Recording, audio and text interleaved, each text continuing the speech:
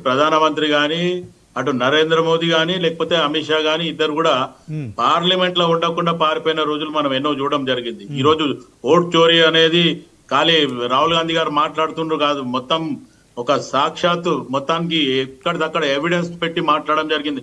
BJP మొత్తానికి కుటిల రాజకీయం చేస్తుంది. ఈ రోజు మొత్తానికి దేశం కోసం ధర్మం కోసం అనే శివకుమార్ లాల్ గారు ఒక మాట, ఇప్పుడు 15 మూడోసారి గెలిచి బీజేపీ ఇప్పుడు 11 సంవత్సరాలు పూర్తి చేసుకొని 12వ ఏళ్ళకి అడుగు పెడుతుంది. దేశాన్ని మీరు 55 ఏళ్ళు పాలించారు కదా, 100 ఏళ్ల క్రితం ఏం చేసినాం, ఇప్పుడు తెలంగాణలో ఏం చేసినాం, కులగణ అనేది తెలంగాణ సీఎం రేవంత్ రెడ్డి చెప్తున్నాడు.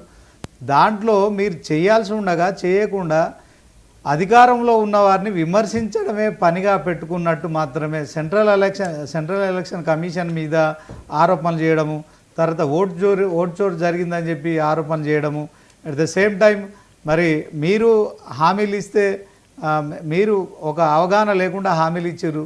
42% బీసీ రిజర్వేషన్ల విషయంలో మరి అది మీ చేతిలో లేనప్పటికీ కూడా మీరు అబద్ధాల ఎన్నికల హామీలు ఇచ్చి అధికారంలోకి వచ్చి ఇప్పుడు అది చేయలేకుండా మొత్తానికి ఇటు తెలంగాణలో కావచ్చు మరి ఇప్పుడు ఎన్నికలు కూడా నిర్వహించాల్సిన పరిస్థితిలో మీరు 42% ఇవ్వట్లేదు.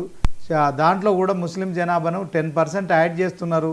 ఇవన్నీ కూడా కాంగ్రెస్ ముందున్న సవాళ్ళు. అట్ ద సేమ్ టైం మరి దీంట్లో బీజేపీని దోషిగా చూపెట్టబోయే